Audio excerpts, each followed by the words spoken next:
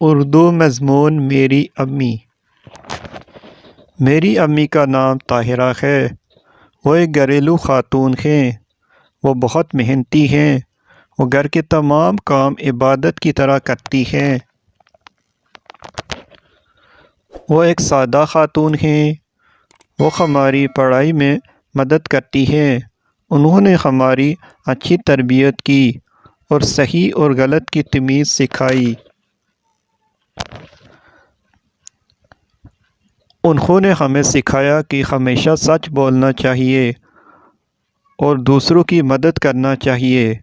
میری امی میری رہنما ہیں۔ وہ مجھ سے بہت پیار کرتی ہیں۔ اللہ انہیں صحت و تندرستی عطا فرمائے اور ان کی عمر دراز کرے، آمین۔